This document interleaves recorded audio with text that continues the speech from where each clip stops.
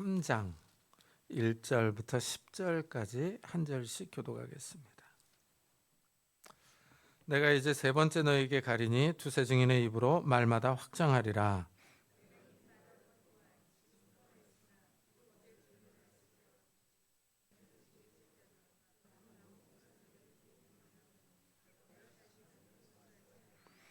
이는 그리스도께서 내 안에서 말씀하시는 증거를 너희가 구하매니 그는 너희에게 대하여 약하지 않고 도리어 너희 안에서 강하시니라.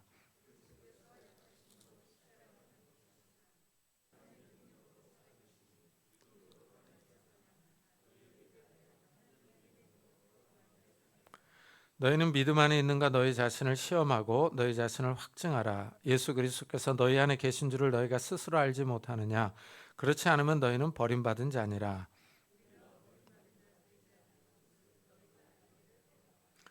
우리가 하나님께서 너희로 악을 조금도 행하지 않게 하시기를 구하노니 이는 우리가 옳은 자임을 나타내고자 함이 아니라 오직 우리는 버림받은 자 같을지라도 너희는 선을 행하게 하고자 함이라.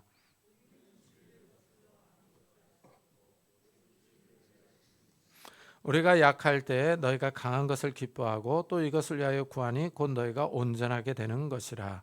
그러므로 내가 떠나 있을 때에 이렇게 쓰는 것은 대면할 때에 주께서 너희를 넘어뜨리려 하지 않고 세우려 하여 내게 주신 그 권한을 따라 엄하지 않게 하려 함이라. 아멘.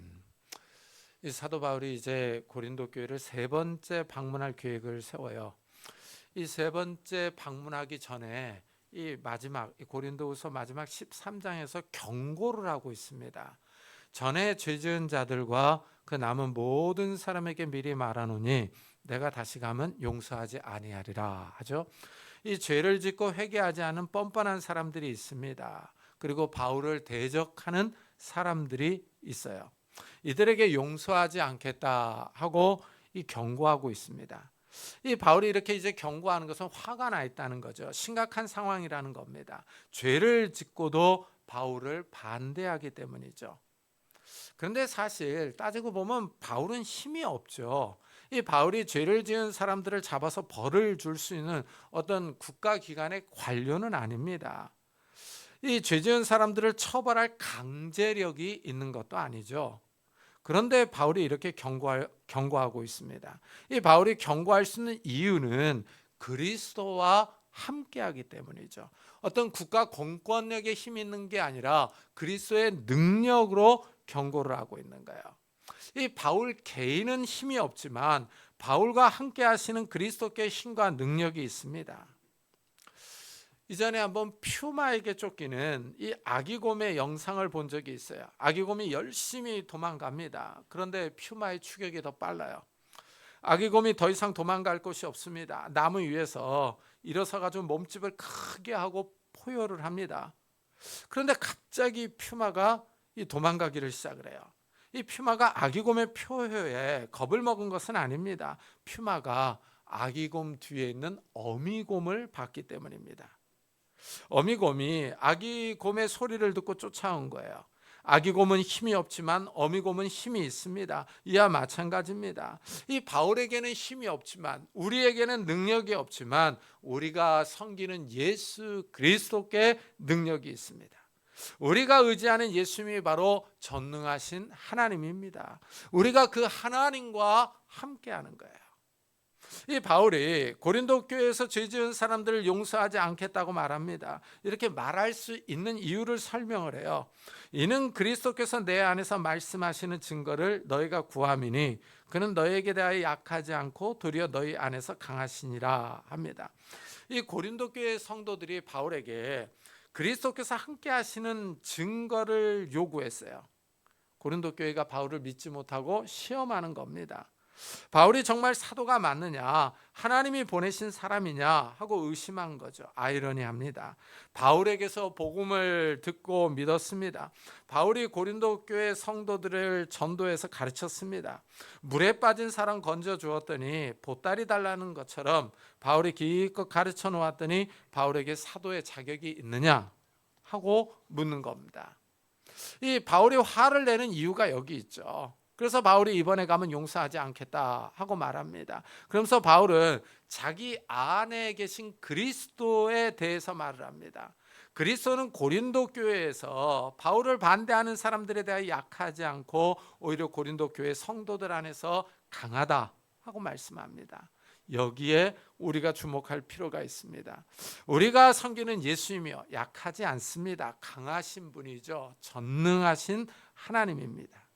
이 세상을 만드시고 이 세상의 질서를 부여하신 분입니다. 말씀으로 우주 만물의 질서를 붙잡고 계신 분입니다. 우리 인간을 창조하신 분이에요. 더 나아가 인간의 생사 화복을 주관합니다. 우리를 죽이기도 하시며 살리기도 하시며 가난하게도 하시고 부하게도 하시고 낮추기도 하고 높이기도 하시는 분입니다.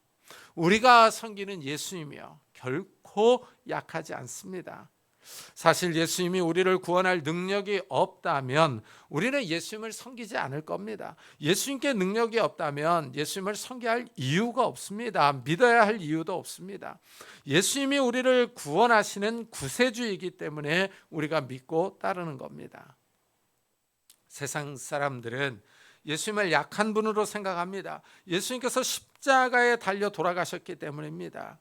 군인들에게 잡혀서 무력하게 죽은 것처럼 보이기 때문입니다. 이래서 바울도 그리스도께서 약하심으로 십자가에 못 박히셨으나 하나님의 능력으로 살아계시니 우리도 그 안에서 약하나 너희에게 대하여 하나님의 능력으로 그와 함께 살리라 합니다.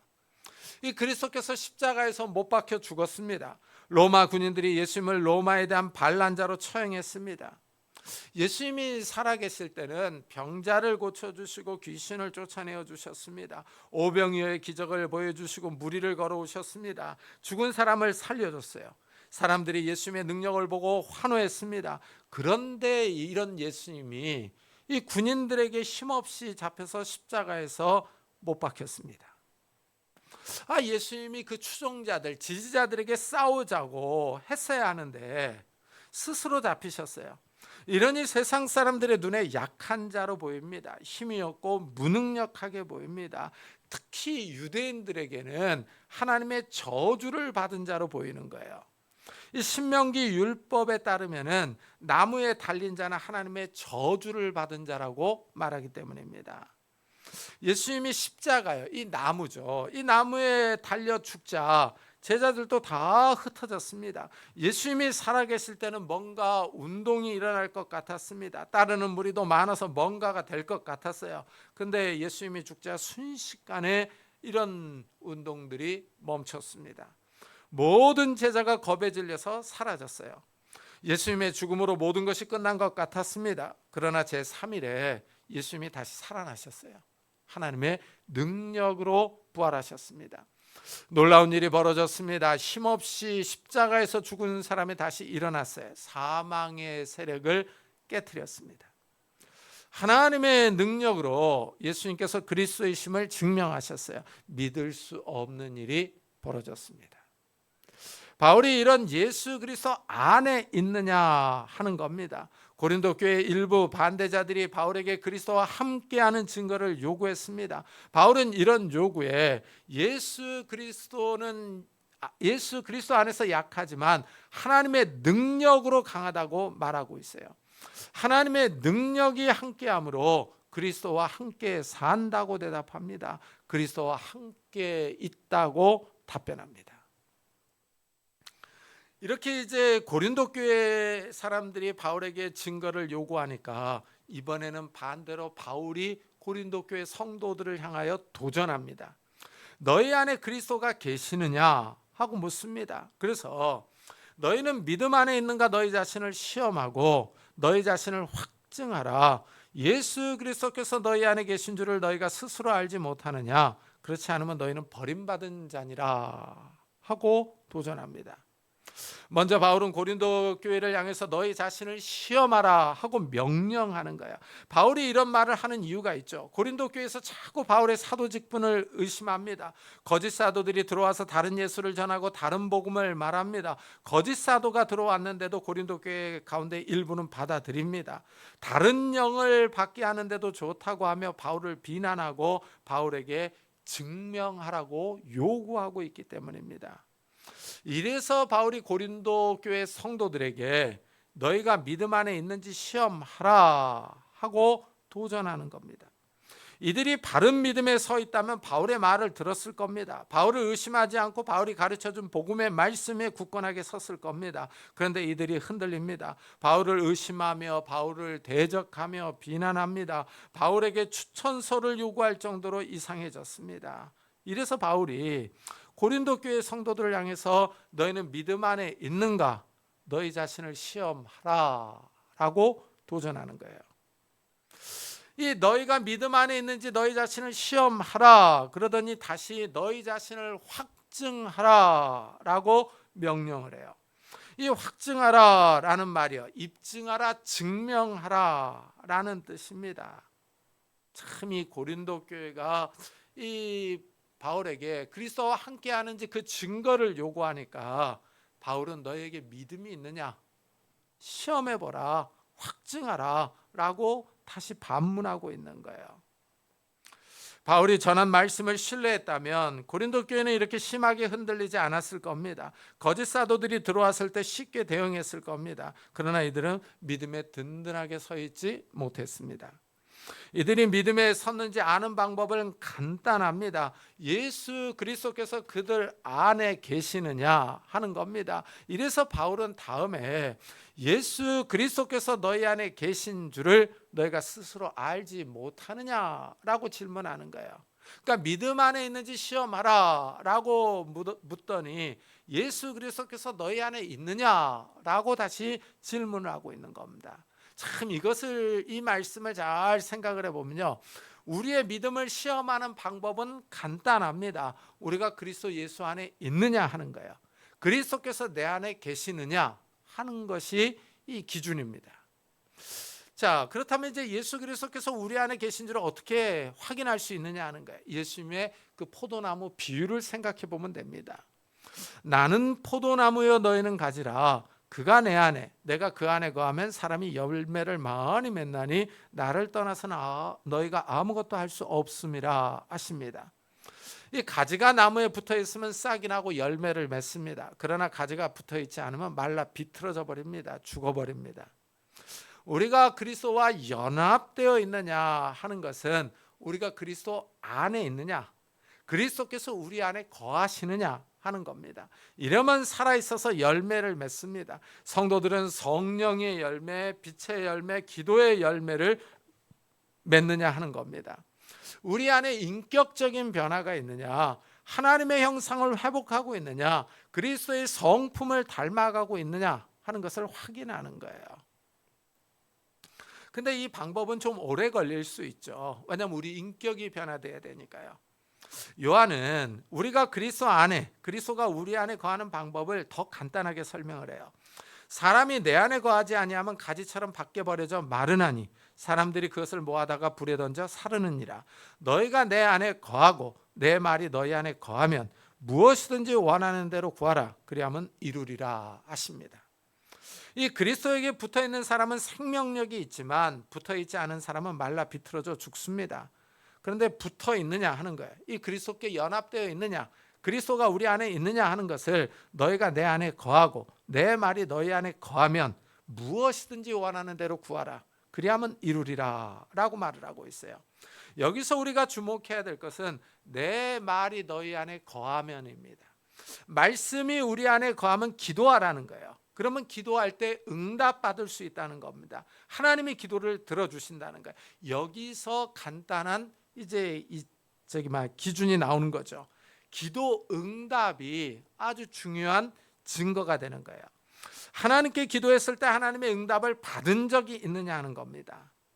물론 기도할 때마다 기도 응답이 즉각적으로 이루어지지는 않습니다. 그러나 우리가 기도했을 때 하나님께서 응답하셨느냐 하는 게 중요한 거예요.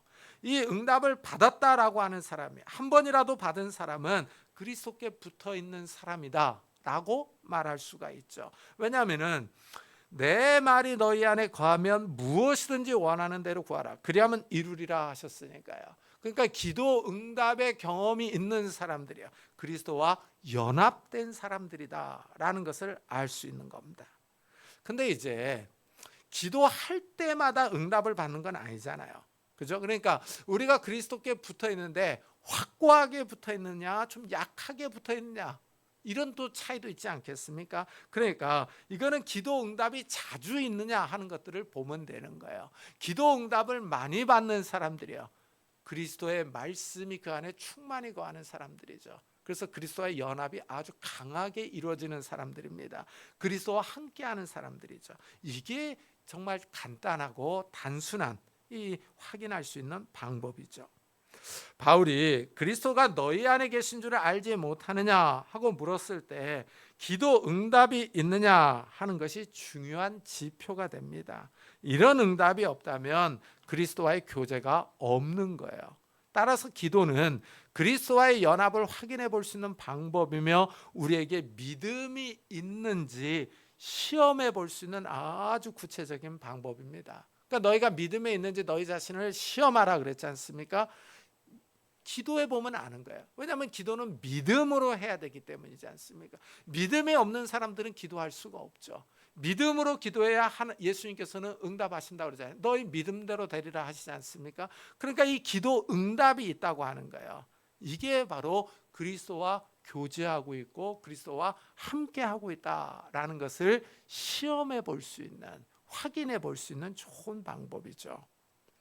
바울은 너희 자신을 시험하라 그러면서 그리스도가 없으면은 버림받은 사람이라고 그래요. 이 말씀이 무서운 거죠. 그리스도와 연합하지 않은 사람입니다. 그러면서 바울은 우리가 버림받은 자 되지 아니한 것을 너희가 알기를 내가 바란다라고 말을 해요.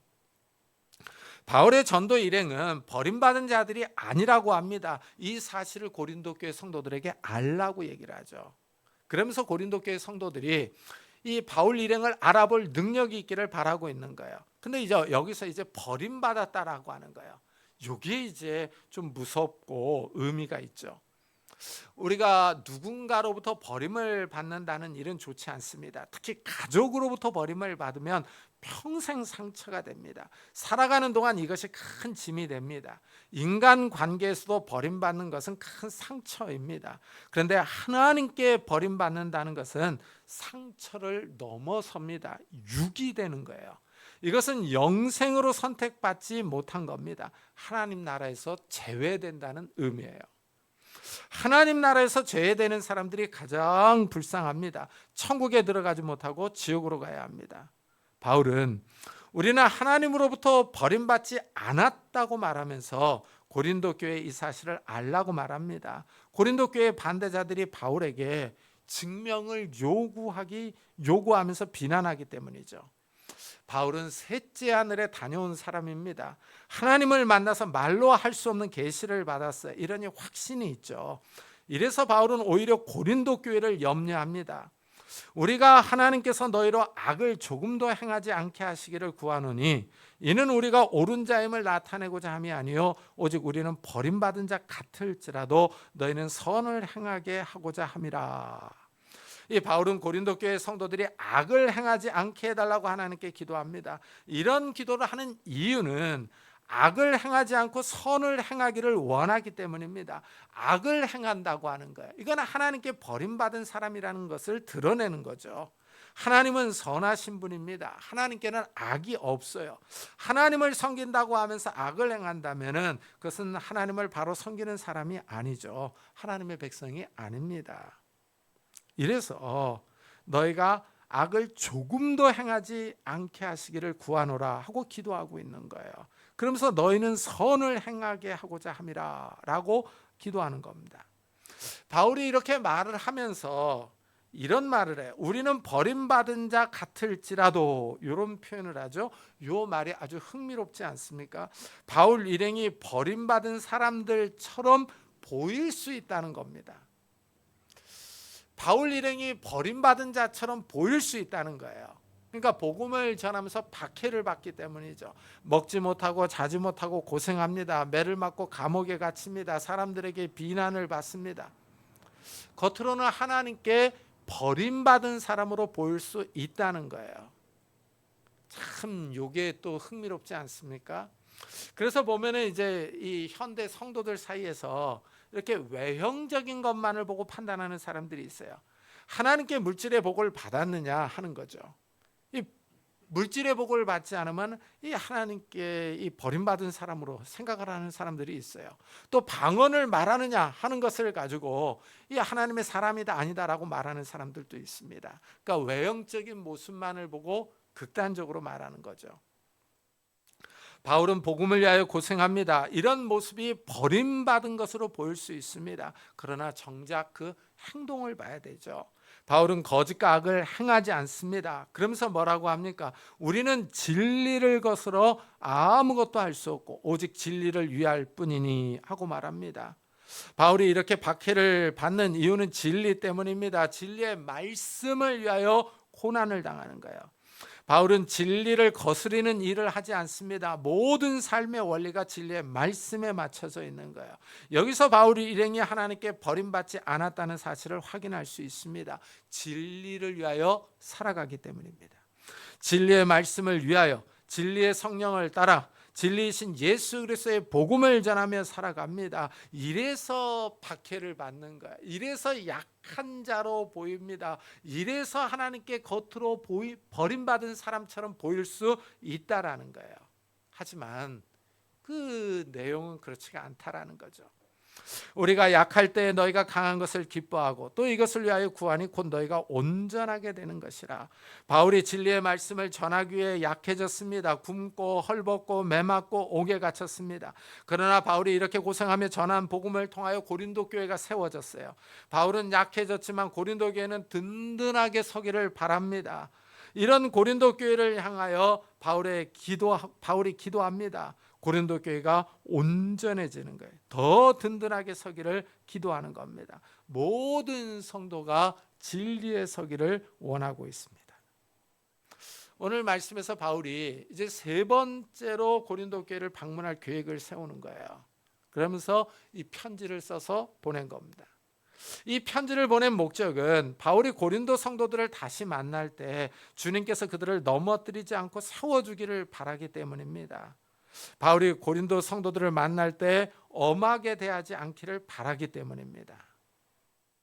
오늘 말씀을 읽어보면요, 오늘 말씀에서 사도 바울은 고린도 교회 성도들에게 너희가 믿음에 서 있는가 시험하라 라고 도전을 해요. 그러면서 너희 안에 그리스도가 계시느냐 하고 도전을 하고 있습니다.